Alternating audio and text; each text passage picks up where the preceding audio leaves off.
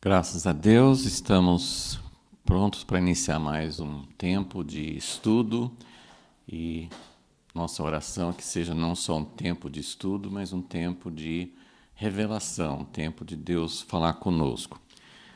Continuando no capítulo 10 de Zacarias, estamos vendo como a restauração que já tinha começado, nós não sabemos quantos anos antes, porque não temos a data dessa profecia, mas provavelmente já tinha passado talvez alguns anos, 10, 20, não sabemos quantos anos depois do fim da construção do templo. Então já fazia um bom tempo que esse remanescente estava na terra, então a restauração já estava em andamento, mas Zacarias está recebendo mais revelações sobre o que é restauração, o que seria a restauração no futuro. Então tem muita, a gente está vendo muita coisa que não tem assim uma separação, essa primeira vinda, essa segunda vinda, não tem essa percepção de tempo nas profecias. Muitas vezes fica tudo meio misturado, tempo intermediário entre a primeira vinda e a segunda, que na verdade eles não viam nem que ia ter essas duas vindas. Enfim, tem várias coisas que dificultam o nosso entendimento, exatamente quando que isso vai acontecer. Só que nós temos uma grande vantagem: a primeira vinda já veio, então a gente sabe de algumas coisas que já se cumpriram e o que ainda não se cumpriu pertence à segunda vinda ou também a um tempo antes da segunda vinda. Então, essa é a parte que nem sempre sabemos limitar, porque tem a segunda vinda e tem o tempo do milênio. Então, tem muitas profecias que falam a respeito de uma preparação para o retorno do rei ou para a vinda do reino de Deus. Tem uma preparação, tem um retorno e tem o que o rei vai fazer depois que ele voltar. Então, esses aspectos, tem muita coisa, principalmente nos profetas, que não fica muito claro para nós. Esse capítulo 10 está falando sobre como Deus vai tratar, para ter restauração, tem que tratar com problemas internos, não só com inimigos externos. Então, estamos vendo toda essa situação que ele descreve, principalmente no versículo 2 do capítulo 10, ele descreve uma situação de engano, de revelações falsas, de idolatria, de ter líderes, mas é como se não tivesse, porque o povo está caminhando confuso, sem pastor. E nós vimos que Deus assume, Deus fala assim, bom, então eu que sou verdadeiramente o pastor, o líder, o rei, o cuidador do meu povo, então eu vou fazer algo, eu vou fazer uma intervenção. Só que nós vimos que essa intervenção, ela acontece de uma forma misteriosa, porque o versículo 4, que nós focamos bastante, que vamos continuar olhando para o versículo 4, que é um versículo muito chave nesse capítulo, porque ele fala no versículo 3 que ele vai visitar o seu povo, ele vai cuidar do seu povo. Tem outros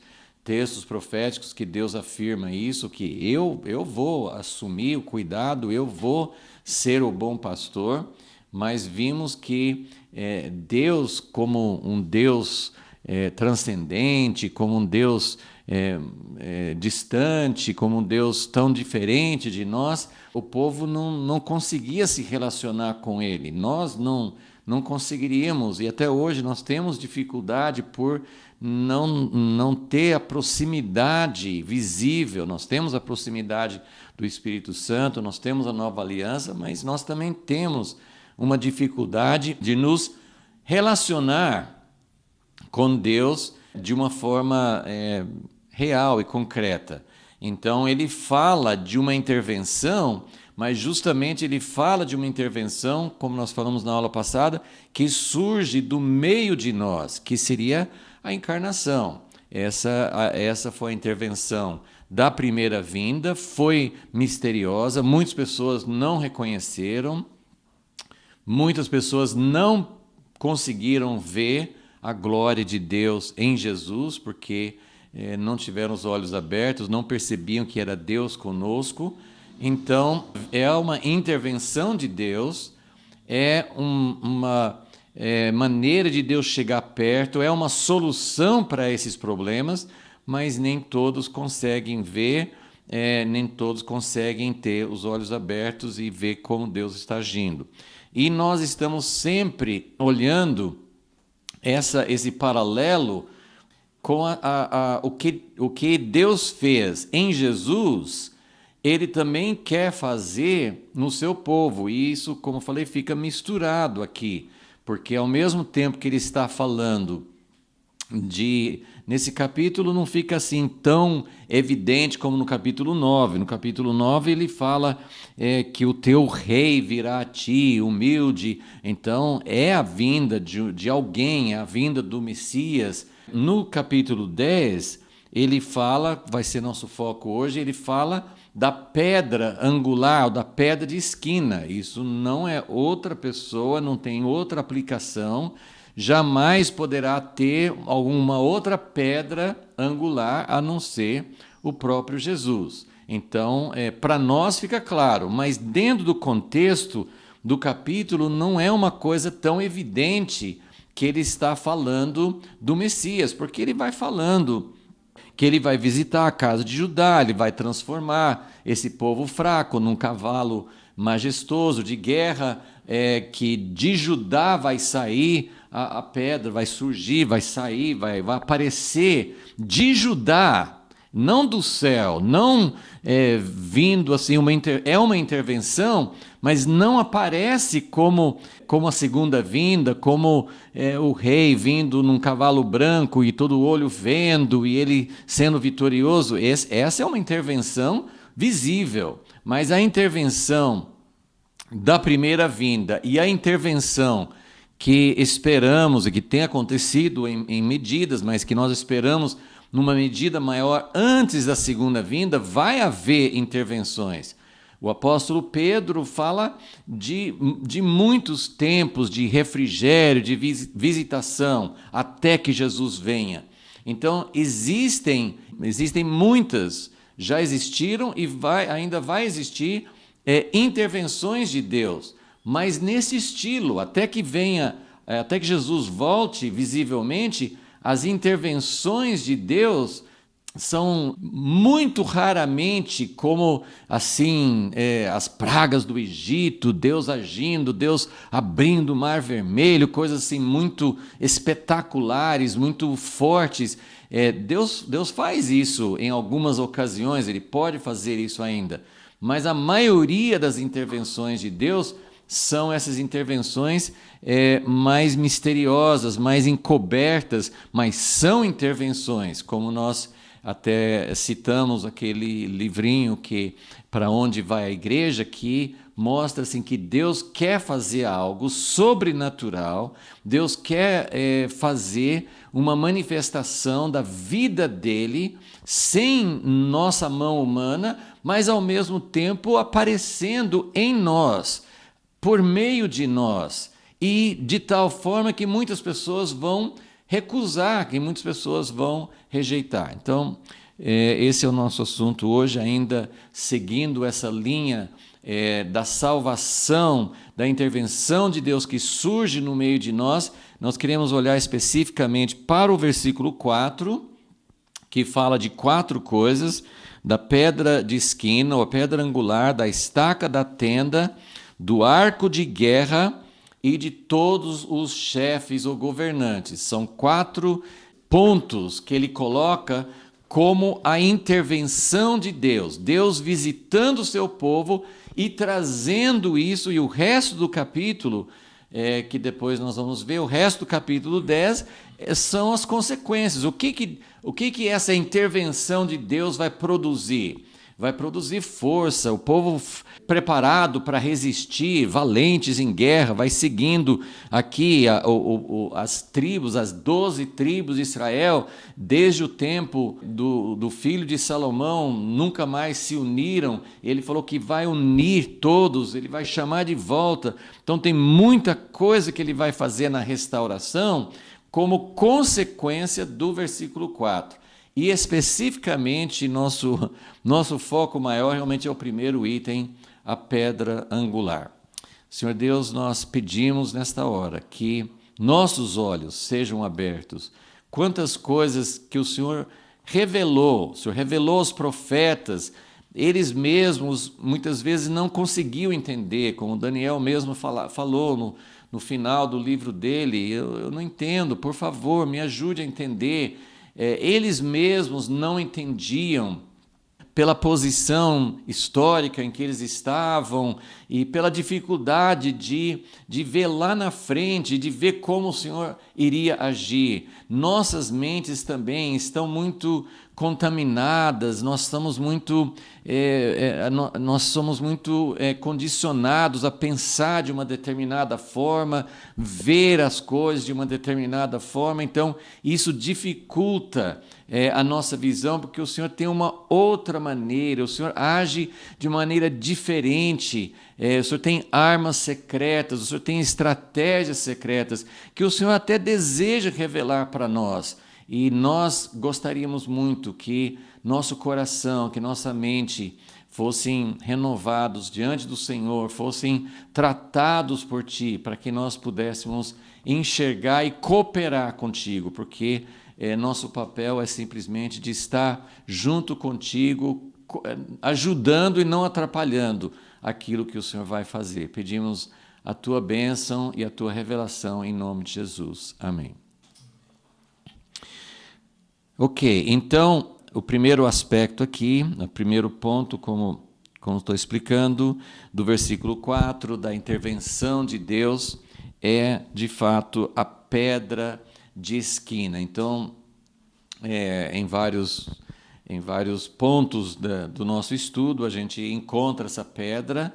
Eu quero, assim, antes de olhar para outros textos, eu quero até lembrar que nas visões de Zacarias, no início do livro, Deus mostrou para ele essa pedra. Vamos dar uma olhadinha bem rápido no capítulo 3, versículo 9 de Zacarias, quando ele estava vendo o sacerdote, o sumo sacerdote daquela época, Josué, Satanás acusando porque ele estava com roupas sujas, e no versículo 9, Deus mostra para Zacarias assim: vede aqui a pedra que pus diante de Josué.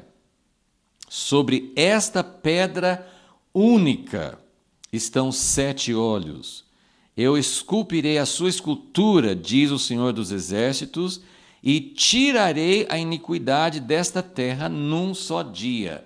Então, aqui já aparece uma pedra misteriosa, porque no versículo 8 anterior ele falou do renovo, então muitas vezes tem metáforas, símbolos diferentes, e até faz um pouquinho de confusão. Tem um renovo, que é um broto que nasce de um ramo, de um toco, aparentemente tudo cortado, sem vida, e nasce ali um broto, um renovo, e depois ele fala sobre essa pedra única, e Deus está mostrando para Zacarias que tem uma pedra milagrosa, tem uma pedra que vai mudar todo o quadro, porque essa pedra é uma pedra única, tem uma escultura, ou ela é esculpida, ela tem um formato específico, e não aparece muito nessa visão o que essa pedra faz, como que ela faz, ou onde que ela fez. Assim, eu coloquei diante de Josué uma pedra, mas é uma pedra que vai produzir um resultado fantástico, porque Deus vai tirar a iniquidade desta terra num só dia. Depois, novamente, nós temos no próximo capítulo, capítulo 4, versículo 7, Deus também falando com Zacarias, agora relacionado com Zorobabel, Capítulo 3 sobre Josué, o sacerdote, e capítulo 4 sobre Zorobabel. E ele fala aquele versículo, naquele texto que a gente conhece bem, que é versículo 6, não por força nem por poder, mas pelo meu espírito, diz o Senhor dos Exércitos. Quem és tu, versículo 7, ao grande monte, diante de Zorobabel serás uma campina. Então, ele trará a pedra angular, e tem algumas traduções que falam pedra de remate, né? Assim como se fosse a pedra que seria a última coisa a ser colocada. A minha tradução fala pedra angular, mas é uma pedra, a pedra angular é de alicerce, teria também talvez uma pedra assim de arrematar, né? de fechar a construção, de colocar o toque final, mas ele fala sobre uma pedra e graça, aclamações. Então tem uma pedra que é a essência, que é a chave, que a partir dessa pedra todas as coisas vão acontecer. Nós vamos ler alguns textos sobre esta pedra, depois nós vamos ver assim, por que essa pedra é tão importante, e sempre lembrando que o nosso contexto é que Deus vai fazer uma intervenção no meio de um povo que está cheio de engano. Esse capítulo 10 que estamos olhando, né, de Zacarias, é um capítulo que traz muita esperança. Eu, particularmente, assim, fiquei muito encorajado ao ver, porque a gente olha para a igreja hoje, claro que tem coisas boas, Deus está sempre agindo, Deus está salvando, Deus está curando, Deus está restaurando, Deus está edificando, tem muitas coisas acontecendo, nem todas, a maioria a gente nem consegue ver, porque são coisas que Deus está fazendo silenciosamente. Mas tem muita coisa ruim também, tem muita confusão. A descrição do versículo 2, de engano, de pessoas confusas, de ovelhas como se não tivessem pastor, que uns falam uma coisa, outros falam outra, muitas vezes as revelações não se cumprem, aí as pessoas ficam confusas, Deus falou, não falou, enfim, e tem muita divisão, tem muita confusão, então é uma coisa que desanima. Você olha assim, mas como que Deus vai fazer algo nesses últimos dias por meio da igreja? Como é que a igreja vai enfrentar as grandes batalhas finais? Como é que Deus vai ser glorificado e Jesus vai voltar e ter uma noiva, e, enfim, tantas coisas que a gente ora nas Escrituras, porque existem várias escatologias, mas vamos falar assim de duas perspectivas opostas. Uma que acha que não tem problema se a igreja está meio bagunçada, dividida, confusa, mas uma hora Jesus vai aparecer, vai voltar e vai nos transformar como o nosso corpo. Isso é bíblico, né? Que o nosso corpo vai ser transformado num abrir e fechar de olhos, esse corpo corruptível. E só um parênteses, eu não sei você, mas eu gostaria tanto, assim, de não passar pela morte, de estar vivo nesse momento fantástico, quando Jesus voltar, de sentir essa emoção da volta de Jesus e de sentir o meu corpo sendo transformado de um corpo em decadência, de um corpo em fraqueza, de um corpo corruptível, ser transformado num abrir e fechar de olhos. Com certeza, quem já morreu, o milagre, eu acho que se tem uma diferença de milagre, deve ser um milagre muito maior. Deus ressuscitar um corpo já totalmente desintegrado fisicamente, ressuscitar uma pessoa morta, seja há poucos anos ou há muitos anos, é maior um milagre do que transformar um corpo que está vivo. Acho que para Deus não faz diferença.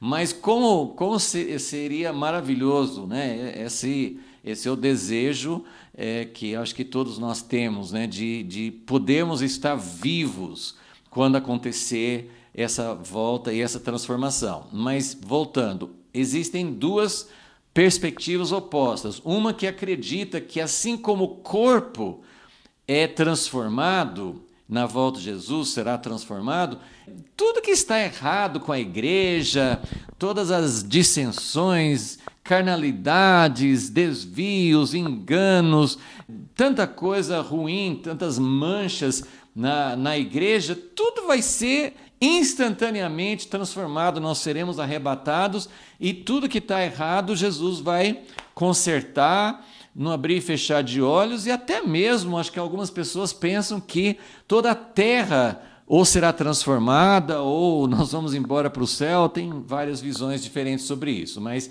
basicamente o que estou querendo dizer é, uma visão é que não tem importância o estado calamitoso da igreja, do povo, né? O mundo nem se fala, mas da igreja, do povo de Deus, não importa, porque quando Jesus voltar, ele conserta tudo num instante, num estalar de dedos. A outra visão que eu defendo, que eu vejo, né? Não é por querer, que seria muito mais fácil, seria muito mais cômodo pensar que Jesus vai transformar tudo instantaneamente.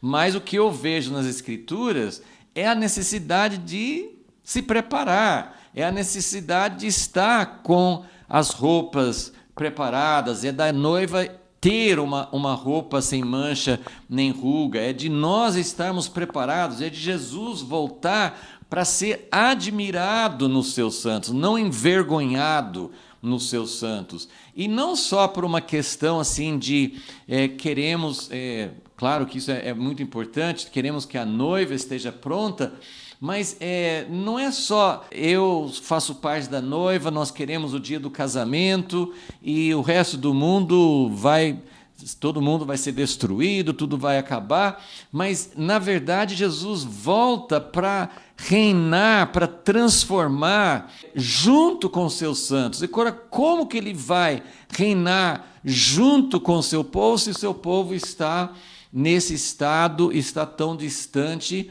daquilo que Deus deseja? E também a própria questão de Jesus, Isaías 53 fala que ele verá a dor, ele verá o fruto da dor, o fruto das dores de parto, o fruto do sofrimento, ele verá o fruto e ficará satisfeito. Então, a ideia também de Efésios 3 é que os principados e potestades que foram pelo caminho do orgulho, da exaltação, que se levantaram contra Deus, eles vão ser envergonhados pela igreja, porque a obra de Jesus em nosso favor vai dar fruto, ou seja, vai ter uma transformação. Jó ficou fiel a Deus durante a tribulação, então foi uma vergonha para Satanás, que Satanás previu que Jó ia negar Deus, que não ia ser fiel a ele. Então, mais ou menos essa é a outra escatologia, e por isso que nós estamos olhando, porque de que maneira eu e você seremos transformados nesse sentido, né, de estar preparados, de glorificar Jesus na sua vinda, de realmente, não só individualmente, mas coletivamente, como igreja, como corpo, nós seremos uma glória para Deus e nós venceremos as forças do anticristo, venceremos todas as tentações, mas de que jeito? Do jeito que nós somos? Isso não vai acontecer. Então, nossa questão, nosso assunto aqui é sempre como que Deus vai transformar um rebanho cheio de pecados, de divisões, de fraquezas, de erros, de desvios, de idolatria, de infidelidade. Como é que Deus vai transformar esse quadro que estamos vendo aqui em joias? O capítulo 9 fala, no versículo 16, que nós seremos como pedras de uma coroa. Isso é uma glória para Deus. Mas de que jeito esse povo fraco e terrível vai ser transformado num cavalo majestoso de guerra, numa arma secreta, num povo que vai dar glória para Deus e vai vencer os inimigos, não pelas armas convencionais, não pela nossa força. Então, a resposta é sempre: tem que ter uma intervenção de Deus. Tem que ter uma intervenção de Deus. Então, essa intervenção, aí também tem pontos de vista diferentes, porque a intervenção de Deus já aconteceu. Porque essa pedra angular que vimos, que Zacarias viu no capítulo 3, no capítulo 4, essa pedra angular, ela já veio. Jesus é a pedra angular. Jesus se referiu a essas profecias, que até nós vamos ler ainda, mas Jesus já veio, ele é a pedra angular. Então, esse é o assunto, sim, porque nós poderíamos também dizer, Jesus já veio e houve algumas transformações, sim, claro que ele mudou a história, a igreja existe por causa dele, nós temos muito que louvar a Deus por tudo que Deus tem feito, mas, como eu já disse, falta muita coisa e a situação da igreja não é boa para enfrentar os desafios do fim dos tempos. Então, a pergunta é: como que a pedra angular, como é que essa intervenção de Deus, que já aconteceu na encarnação de Jesus, mas como que isso vai acontecer? Algumas pessoas vão interpretar esse capítulo 10 e tudo que está falando aqui como algo que vai acontecer depois da segunda vinda, no milênio, é ali que o povo vai ser forte, mas no milênio não tem essas guerras, não tem esses desafios. Então, eu não consigo ver esse texto aqui transferido ou já aconteceu, porque Jesus já veio e ele é a pedra angular, então está tudo certo, ou transferindo isso tudo para o futuro. Então, estou explicando que, para mim, esse capítulo tem uma aplicação para o nosso tempo. Esse capítulo tem uma aplicação para esse tempo do fim e para intervenções de Deus no mesmo estilo da encarnação de Jesus. Tem intervenções que vão acontecer, que precisam acontecer para que a igreja seja a noiva, para que a igreja seja o povo unido que Deus deseja, ok? Então, esse é o nosso contexto, já adiantei bastante coisa, mas nós vamos ler agora alguns textos sobre a pedra para a gente entender, a pedra se referindo a Jesus, mas para a gente entender o que Deus deseja fazer. Então, nós vamos começar no livro de Isaías e depois vamos ver algumas coisas no Novo Testamento também. Mas Isaías 28 tem também uma profecia bem interessante, até para nosso tempo também, porque o contexto aqui, Isaías foi antes do cativeiro, bem antes do cativeiro, então mais de 200 anos antes de Zacarias, né? Assim, foi bem anterior. Então, ele fala assim no versículo 14, Isaías 28, 14. Portanto, ouvi a palavra do Senhor, ele está falando com o povo de Deus, com o povo de Israel. Ouvi a palavra do Senhor, homens escarnecedores, que dominais este povo que está em Jerusalém. Nessa época não tinha Babilônia, Síria, outros países, algum outro poder dominando sobre eles. Quem estava dominando nessa época? Os próprios líderes, o próprio povo de Israel. Então, ouvi a palavra do Senhor, homens escarnecedores, que dominais este povo que está em Jerusalém. Dizeis: fizemos aliança com a morte, com o inferno fizemos um acordo. Quando passar o dilúvio do açoite, não chegará a nós, pois pusemos a mentira por nosso refúgio, e debaixo da falsidade nos escondemos. Gente, as gerações mudam, os tempos mudam, as situações imediatas mudam muito. Nós vivemos uma época tão diferente daquela, mas muitas das coisas são iguais. Nós temos pessoas aqui que Isaías está declarando que tem líderes que acham que não vai acontecer nada, eles não têm medo de qualquer tipo de juízo, nós fizemos um acordo, a morte, o juízo não vai nos atingir,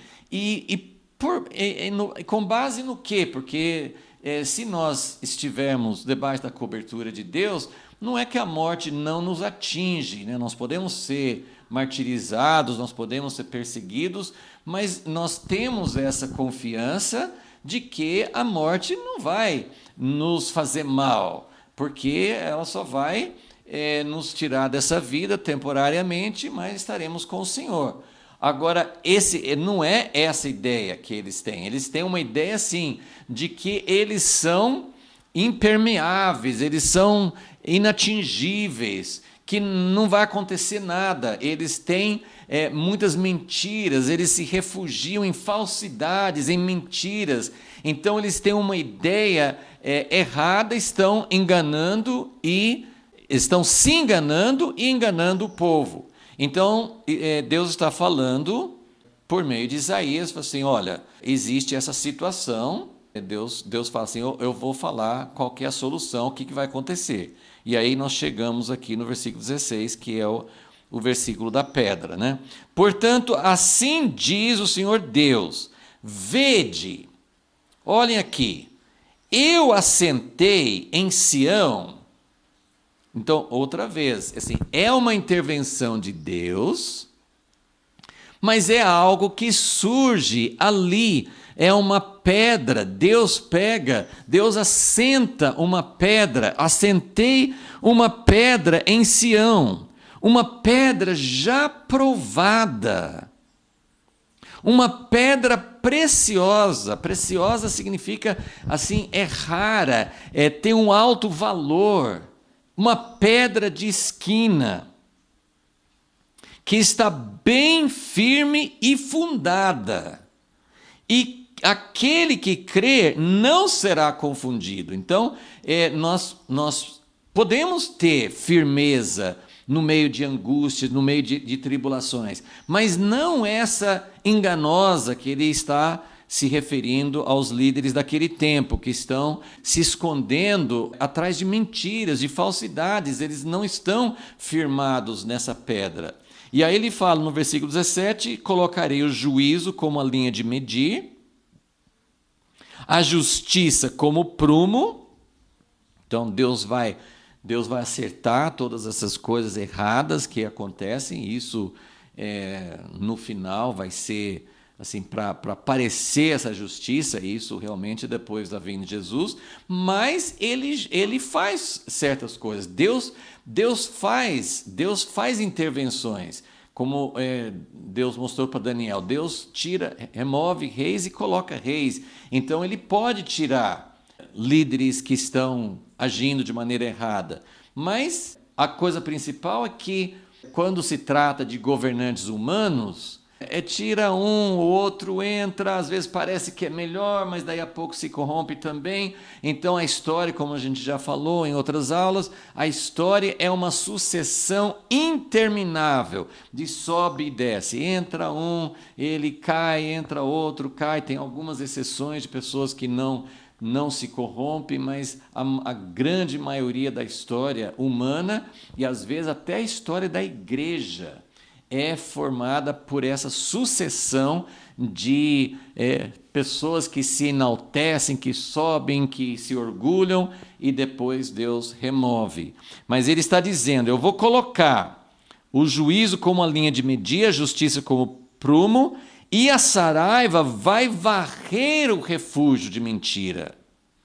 As águas vão cobrir o esconderijo.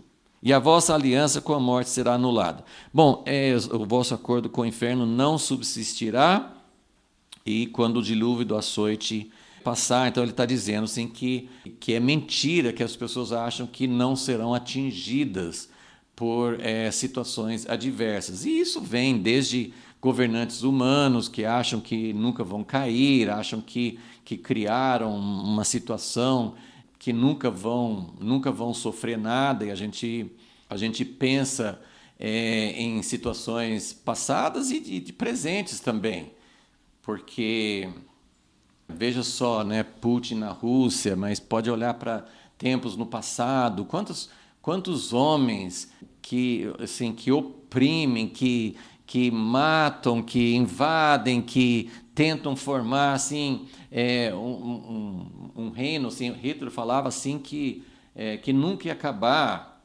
aquele terceiro Reich que ele iniciou. Então, as pessoas acham que nunca serão atingidos e eu gosto sempre de fazer um paralelo na igreja também, porque muitas vezes nós podemos ser enganados e achar que estamos acima, que nunca vai nos atingir, que nós não seremos jamais vulneráveis a tentações, ou que a gente vai permanecer para sempre, e essa não é a verdade. Mas o ponto aqui é esse versículo 16. Tem uma chave. É a chave para o mundo, mas é a chave especialmente para a igreja, porque essa pedra é muito bonito assim a gente ver essa descrição. Eu assentei em Sião uma pedra. Ela é uma pedra provada, ela não vai falhar, ela não vai trincar, ela não vai decepcionar, é uma pedra provada, é uma pedra preciosa de esquina, que está bem firme e fundada. Aquele que crer não será confundido. Quem colocar sua confiança nesta pedra não vai se decepcionar. Quantos líderes nos decepcionam, quantos movimentos, quantas ideias, quantas coisas que começam, quantos governos nos decepcionam. Essa pedra nunca decepciona, ok? Eu queria ler, eu mesmo com essa explicação, eu não entendo exatamente, porque essa ideia de uma pedra angular ou pedra de esquina é algo que fazia parte do sistema de construção que eles usavam na antiguidade. Hoje as grandes construções não se baseiam numa pedra angular, de esquina. As construções têm que ter todo um alicerce. Quanto maior a construção. E outra coisa, como nós estamos vendo agora na Turquia, na Síria, se a casa não for bem construída, de acordo com normas muito mais rígidas, os prédios não resistem quando vem o terremoto. Lembra que Hebreus 12 fala sobre um abalo, que vai abalar todas as coisas no céu e na terra. Só uma construção, um edifício vai permanecer. O edifício que estiver construído sobre essa pedra. Mas eu vou ler assim duas descrições que eu encontrei assim sobre assim a função da pedra angular. Uma diz o seguinte: a pedra angular era a pedra fundamental, né, era um alicerce utilizado nas antigas construções, caracterizado por ser a primeira a ser assentada na esquina do edifício, né? Então, por isso que fala pedra angular, forma um ângulo. É uma pedra de esquina.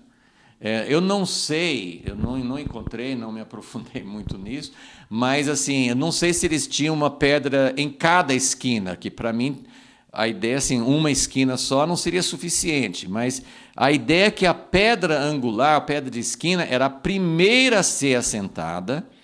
Ela era uma pedra muito maior.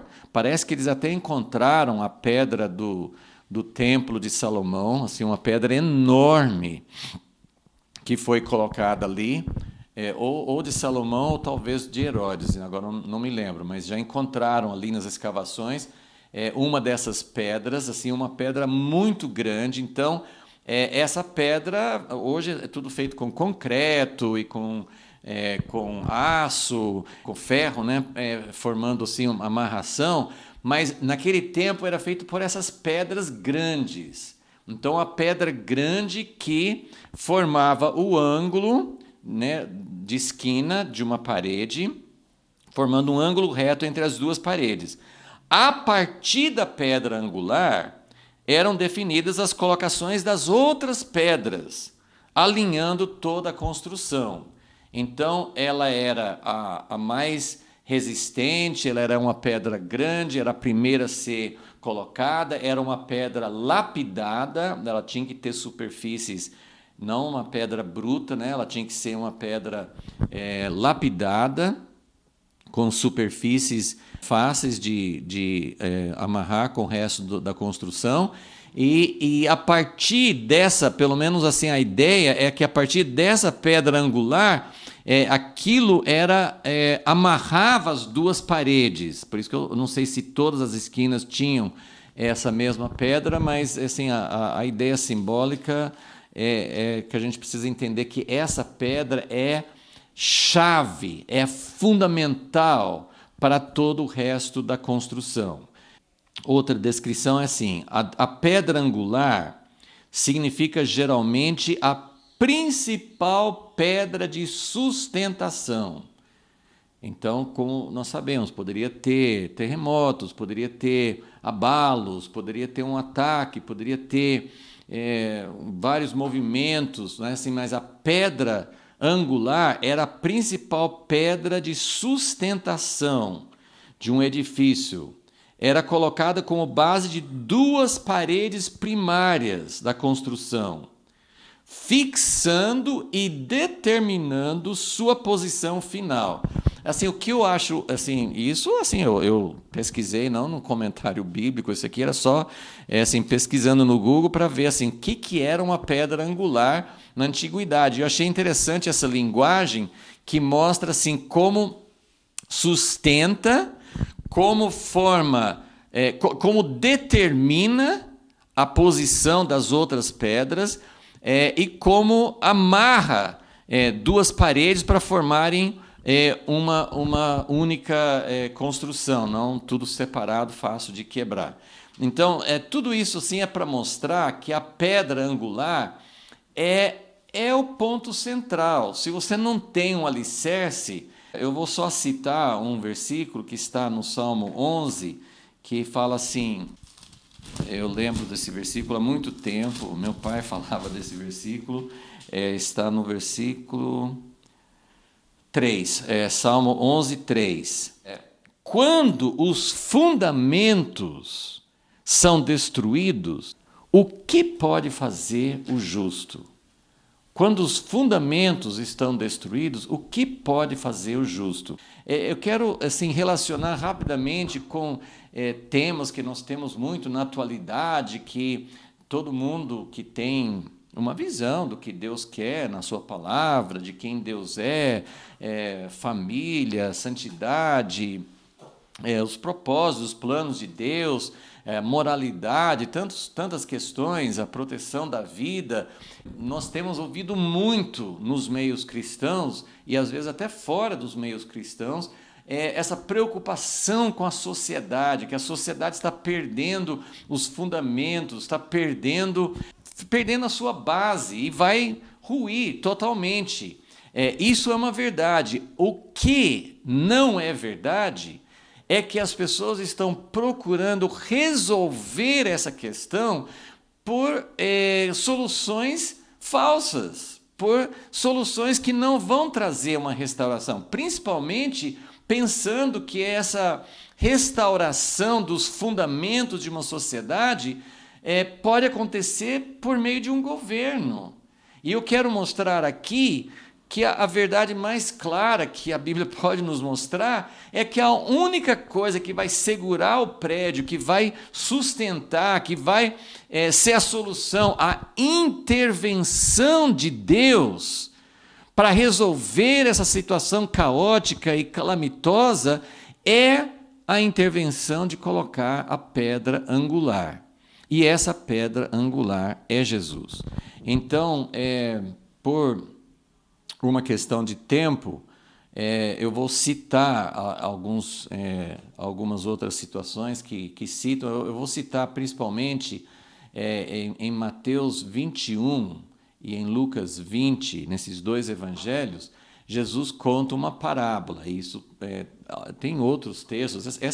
Essa profecia de Isaías, que ele fala assim, que Deus assentou em Sião uma pedra, E tem uma outra profecia que eu não vou ler agora, que está em Salmo 118.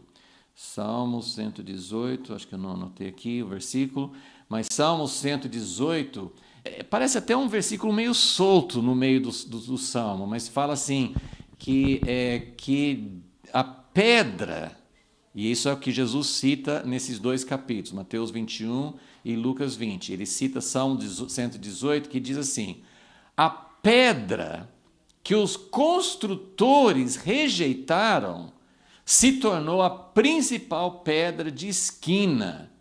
E isso é obra de Deus e é maravilhoso aos nossos olhos. Então, Jesus cita esse versículo quando ele conta aquela parábola dos lavradores, dos agricultores, que o dono de uma vinha foi embora, deixou um pessoal tomando conta da vinha, e ele mandava buscar os frutos de tempos em tempos, eles apedrejavam um, matavam outro e tal, e aí no fim o dono fala assim, eu vou mandar meu filho, que acho que eles vão respeitar. Mas eles pegaram assim, falaram assim, olha, o filho chegou, nós vamos pegar e matá-lo, porque aí nós podemos nos apossar, ele é o herdeiro. E aí, assim, então ele conta e os sacerdotes perceberam que ele estava contando essa parábola, assim, era dirigido para eles. E aí eles, você está falando de nós, assim, fizeram alguns questionamentos, e aí Jesus cita, vocês nunca leram? Depois dessa parábola, de mostrar como os lavradores, os agricultores nunca davam fruto que era devido a Deus e chegaram até a matar, rejeitaram todos os profetas, todos os mensageiros anteriores e depois mataram o próprio filho. E aí Jesus fala assim, vocês nunca leram, no Salmo 118, que os construtores, quem que eram os construtores? Eram os líderes. Eles rejeitaram a pedra, mas essa pedra que eles rejeitaram, Jesus que foi rejeitado, que foi crucificado, esse Jesus se tornou a principal pedra de esquina. Então, isso Jesus está então aplicando essa passagem exatamente a si mesmo, mostrando que ele era essa pedra de esquina. E agora nós vamos ler o texto de 1 Pedro 2, porque eu acho que é provavelmente a mais completa no Novo Testamento, que ele ajunta as várias profecias, os vários textos sobre a pedra angular, e ele também faz a ligação, porque Pedro, obviamente, está escrevendo depois da primeira vinda de Jesus. Então, Jesus já tinha vindo, Jesus já tinha sido rejeitado, e ele fala sobre essa intervenção de Deus. E o ponto que eu quero chegar é evidente que Jesus é essa pedra, dele tudo depende, mas a minha pergunta que eu quero colocar, assim, que estou colocando nessa aula é: como que essa pedra se torna a chave? Porque em Zacarias 12, ele coloca essa pedra, assim, eu vou visitar meu rebanho, eu vou transformar esse rebanho todo disperso e confuso e perdido aí, eu vou transformar num povo unido, num povo valente, num cavalo de guerra. E como que ele vai fazer isso? Ele falou assim, na intervenção, na visitação dele, nós gostamos de imaginar a segunda vinda, tem várias passagens que descrevem uma grande batalha final, e o povo de Deus sendo derrotado pelo inimigo, e Jesus volta montado num cavalo com seus exércitos, e ele faz uma intervenção, reverte tudo e vem para reinar. Isso é maravilhoso, mas antes disso, existem, como eu falei, outras intervenções e outras preparações, porque como que nós vamos chegar a esse ponto da batalha final? Deus um dia vai fazer uma intervenção visível, exterior, transcendente, intervindo do céu, mas até que isso aconteça, essa pedra angular, ela não está esperando sozinha para Jesus vir e ele assumir o seu lugar. O que assim, talvez eu possa resumir meu dilema na seguinte imagem. A pedra angular é a intervenção de Deus. É por meio da pedra angular, que é Jesus, que Deus coloca na construção a peça fundamental. Sem essa peça, nada pode ser feito. A partir dessa peça fundamental, tudo vai acontecendo. E nós vamos ver aqui em 1 Pedro 2, depois em Efésios 2 também, nós vamos ver como essa pedra, no plano de Deus, ela não fica sozinha. A intervenção de Deus, antes da segunda vinda, não é Jesus vindo num cavalo branco e ganhando a vitória. Antes disso, ele veio como uma pedra rejeitada, uma pedra que os construtores falam assim, não, isso aí não serve para nós. Ele foi rejeitado. Então vamos ver o que ele fala aqui em 1 Pedro 2. Mas a ideia é, o que essa pedra, qual a função dela?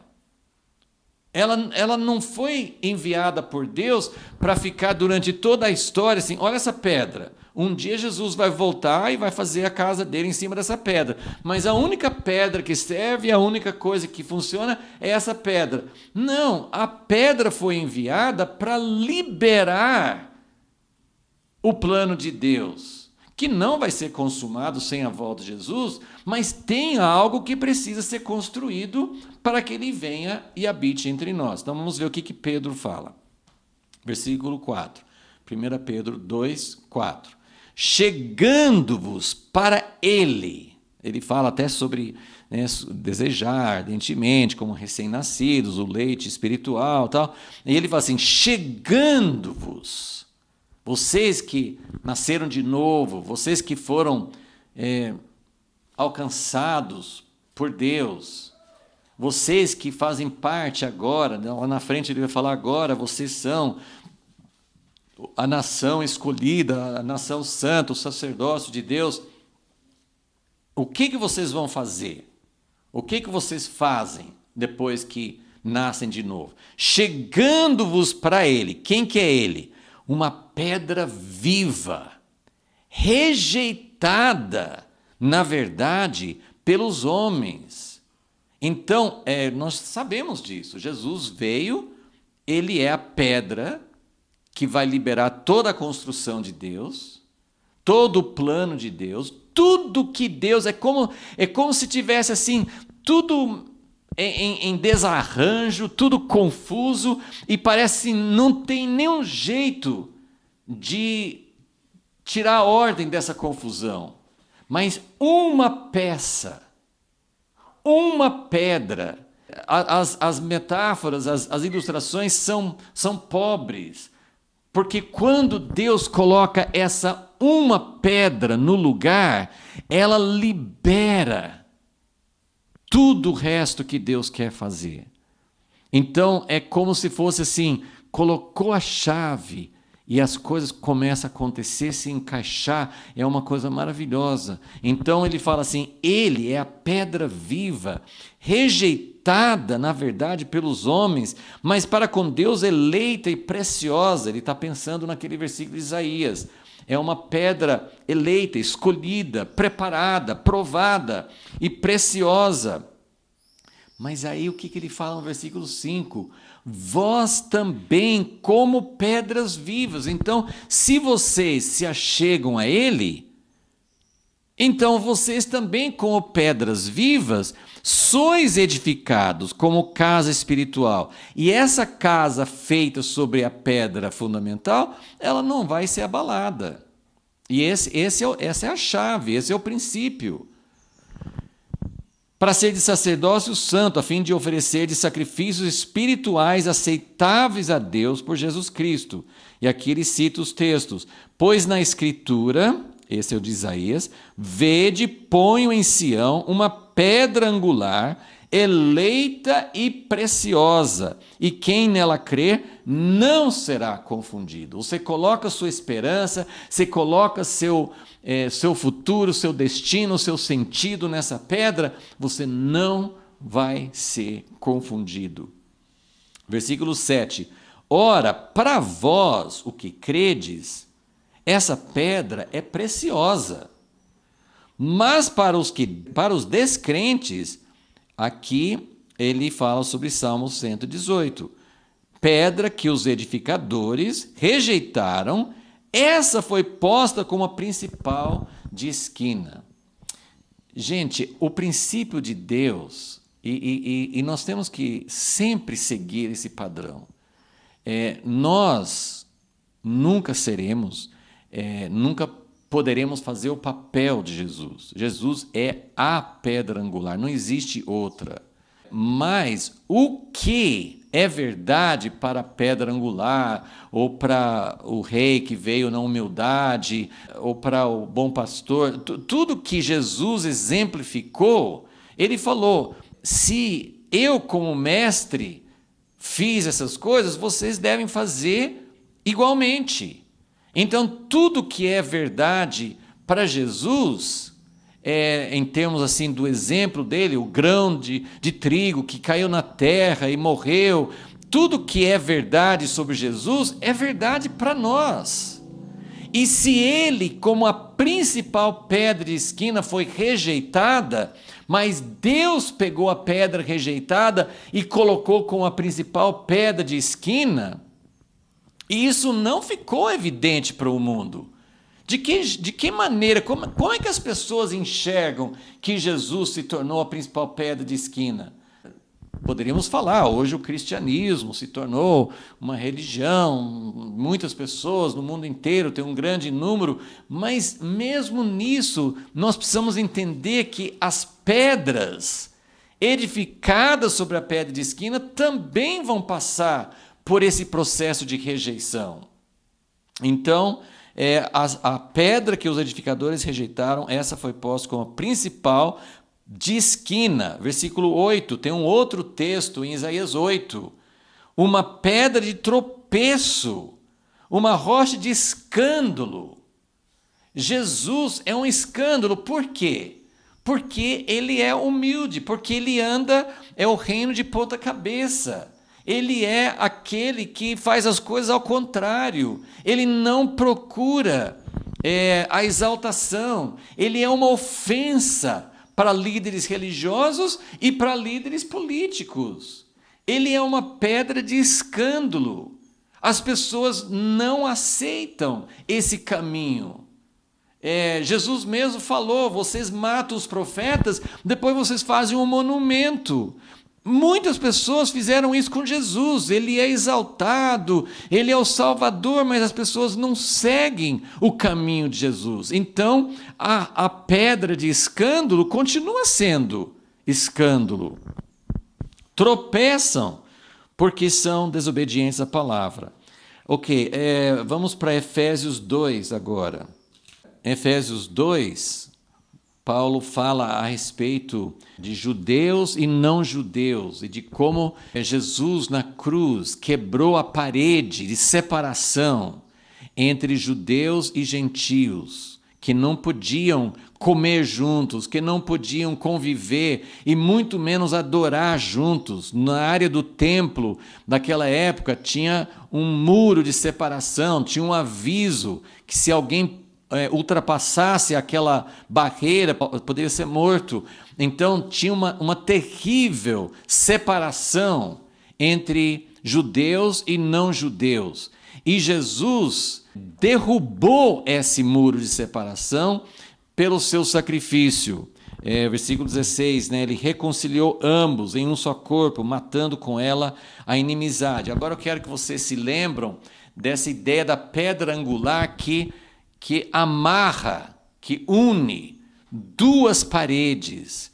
E não tem nenhum texto que fala isso, mas eu estou sugerindo a ideia de que essa pedra angular une duas paredes para formar a casa de Deus, os judeus e os não-judeus, tudo junto na pedra angular. Mas aí você pode colocar católicos, evangélicos, pessoas pentecostais e tradicionais, pessoas brigadas, pessoas que guardam o sábado, pessoas que não guardam o sábado, tantas e tantas divisões, pessoas que creem na Trindade, pessoas que não creem. Ele derrubou a parede de separação e ele amarra todos juntos, mas é necessário que fique na pedra angular. A pedra angular é a chave, a pedra angular é o ponto, é o ponto principal. Com ela tudo flui, sem ela nada acontece. Então o que ele fala aqui?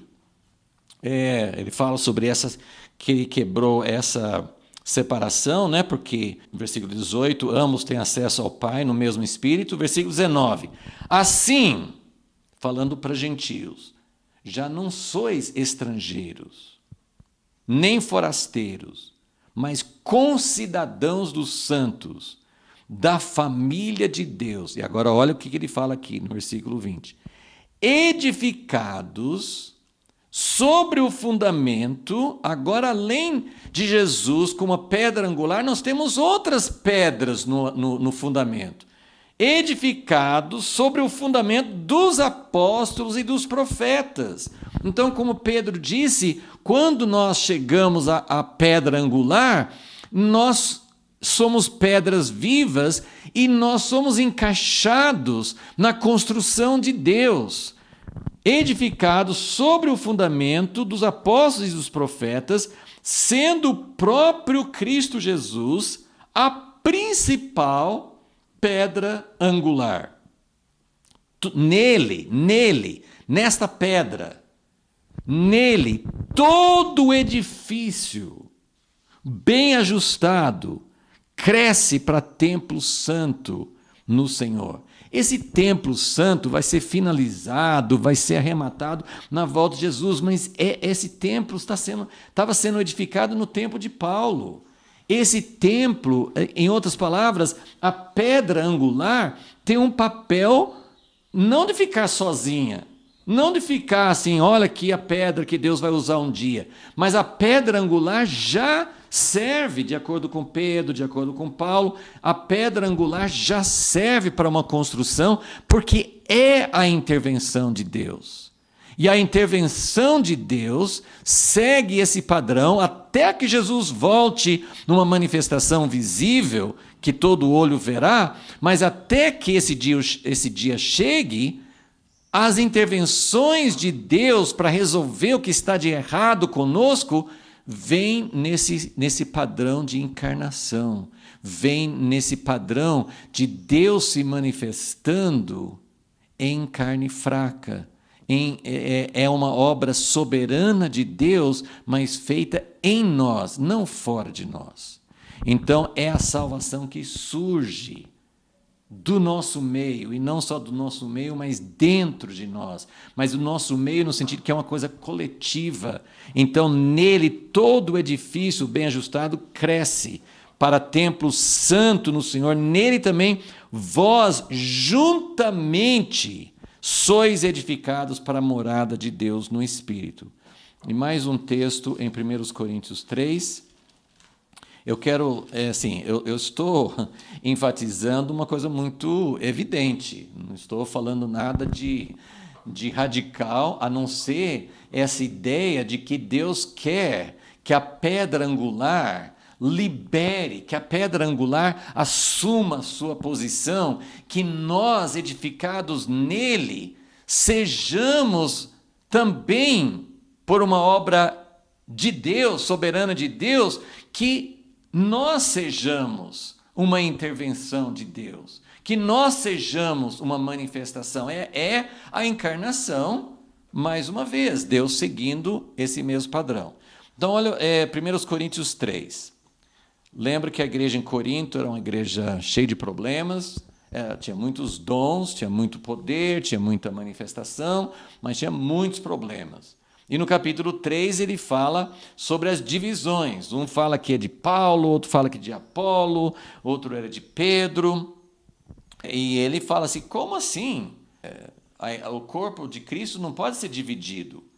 E aí ele fala, no versículo 10, 1 Coríntios 3:10, ele fala: segundo a graça de Deus que me foi dada, pus eu, como sábio construtor, o fundamento,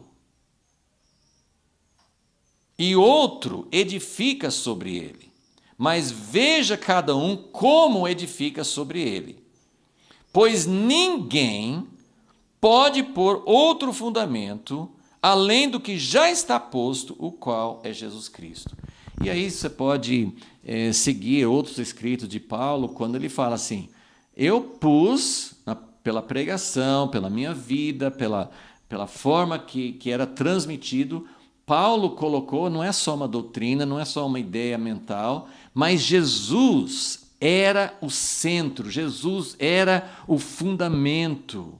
Então nós podemos dizer que quando Jesus é o centro, não tem esses partidarismos, não tem um dizendo que é de Paulo, outro de Apolo, outro de Pedro, porque todos estão edificados em Jesus. Ele está dizendo: eu pus o fundamento, e o fundamento é só esse, não pode pôr outro.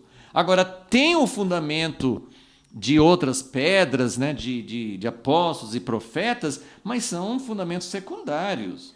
E o apóstolo e profeta só pode ser fundamento porque são eles que sabem colocar Jesus como centro. Um grande líder, ele não é grande porque ele tem carisma, porque ele tem dons, porque ele tem capacidades, porque ele é administrador, porque ele tem visão. Não, a única coisa que um grande líder pode ter para ser realmente um grande líder na casa de Deus é a capacidade de colocar Jesus como centro. Esse é o único jeito de tudo se encaixar e de tudo ser realmente uma casa edificada por Deus. E lembrando que a Bíblia usa várias metáforas, né, vários simbolismos, mas uma hora é uma casa, uma hora é um exército, uma hora é uma lavoura. Mas voltando para Zacarias 10, ele fala assim que Deus é o bom pastor, ele vai fazer uma intervenção, e a intervenção dele, que vai mudar tudo, é fazer sair de Judá a pedra angular. A partir desse movimento, a partir dessa ação de Deus, que é uma intervenção, mas é uma intervenção vinda de baixo, é uma intervenção vinda da humanidade, é uma intervenção vinda de Deus habitando entre nós, de Deus chegando perto de nós. E essa intervenção é simbolizada, é representada pela pedra angular. Então, vamos olhar aqui esse resuminho aqui, só para a gente finalizar.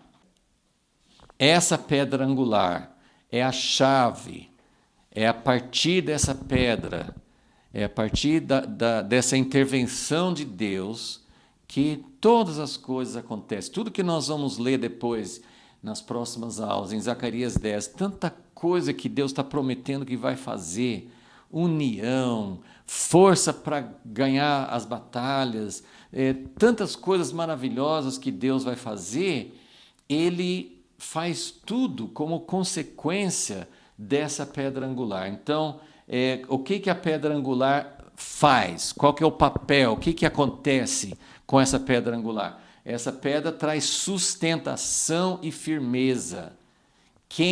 Como Isaías falou e Pedro citou, quem crê nessa pedra não é abalado. A pessoa que está firmada nesta pedra é inabalável. Jesus contou a parábola. Se você seguir, se você construir em cima das minhas palavras, não é em cima de leis. Tem muita gente que acha que aquela parábola de Jesus em Mateus 7 é sobre seguir leis, seguir mandamentos. Não, é quem tiver uma relação viva. Pedro falou assim: se vocês se achegarem a Jesus com uma pedra viva, Então vocês, como pedras vivas também, vocês vão ser edificados, amarrados, vocês vão ser firmados numa pedra que não se move nunca. Não tem terremoto, não tem abalo, não tem nada que possa mover essa pedra. Então, é sustentação e firmeza. É um alicerce inabalável. A outra coisa que é meio relacionado é alinhamento, né? Como as definições que eu falei. Como é um ângulo, então tudo que vai ser edificado é como quem lança, para nós seriam os fundamentos, né? O alicerce de uma casa, de um edifício. Depois que você fizer os alicerces, então as paredes são definidas já. E elas ficam amarradas uma na outra. Então, a pedra angular, ela dá alinhamento à construção, vai ser feita nessa linha e nessa outra linha. Então, essa pedra angular, ela nos alinha e ela nos amarra juntos. Então, isso fala de unidade, isso fala de interligação, isso fala de um corpo. A pedra angular também, ela define quem faz parte, quem não faz, porque, como nós vimos, muitas pessoas não aceitam a pedra angular. É a pedra que os construtores rejeitaram. Então, a pedra angular, ela define, não só define a construção, mas ela define quem faz e quem não faz, porque Jesus fala assim, ninguém pode vir ao Pai, senão por mim. Então, também não é uma questão de doutrina, não é uma questão de saber toda a teologia, não é questão de concordar em coisas assim, mas a pedra angular tem muito a ver com a natureza da pedra. Porque, por que os construtores rejeitaram Jesus como a pedra?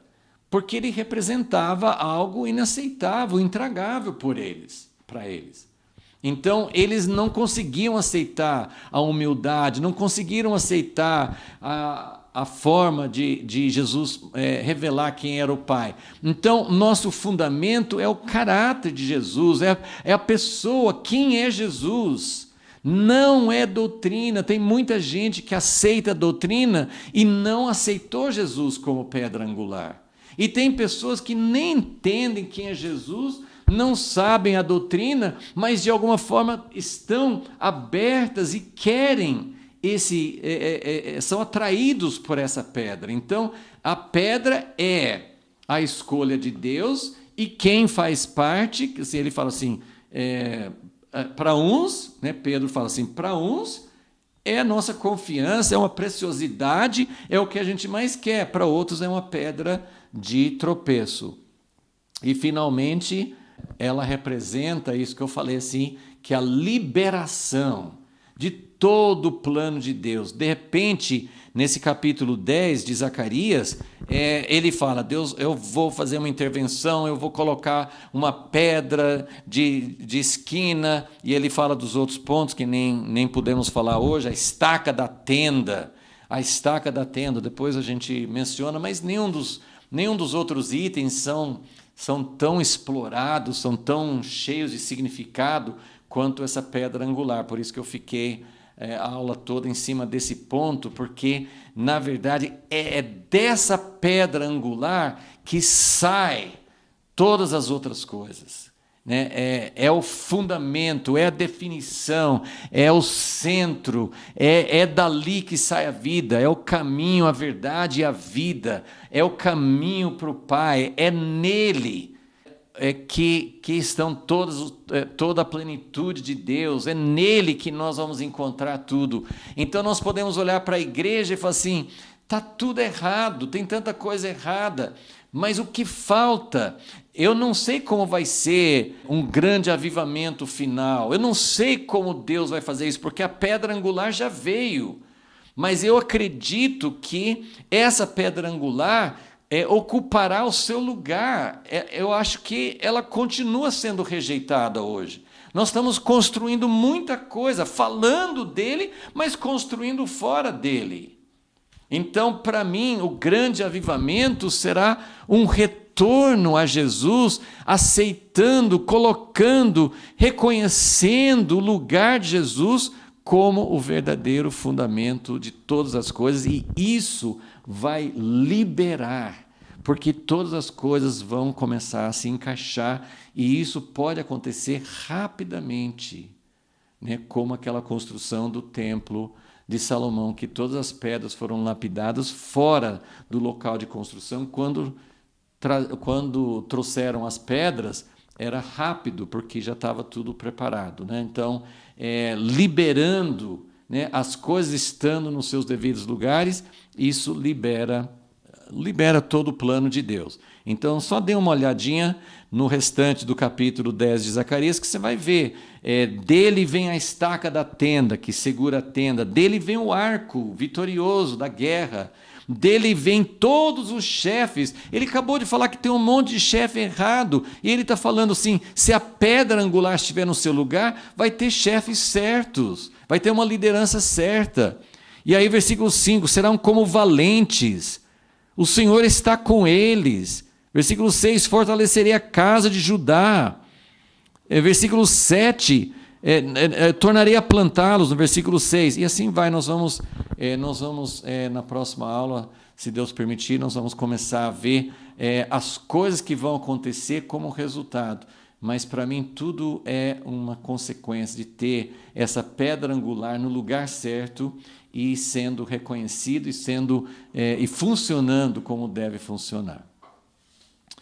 Senhor Deus, nós acreditamos que realmente o Senhor tem a solução, que não existe um caos como no segundo versículo da Bíblia, toda a terra sem forma e vazia, ou toda a sociedade em confusão, quantas mentiras, como fala em Isaías 28, quantas falsidades, quantas esperanças erradas. E o Senhor falou assim, mas eu assentei em Sião uma pedra provada, uma pedra que vai ser a solução de todas as coisas, vai trazer harmonia, vai trazer a casa de Deus, vai trazer o Senhor para reinar sobre toda a terra.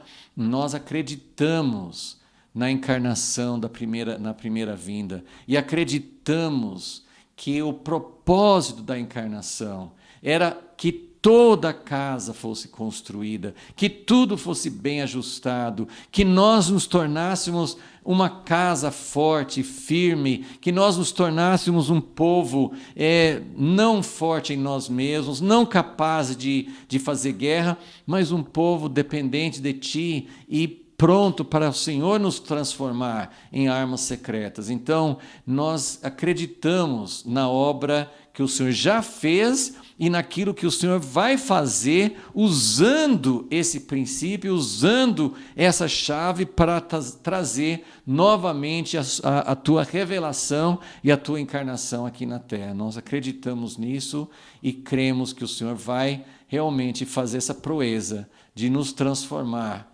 do jeito que nós somos, do jeito que nós estamos tão distantes. O Senhor vai nos transformar num povo valente, num povo realmente com a força do Senhor, para glorificar o Senhor. E te glorificamos por isso, em nome de Jesus. Amém.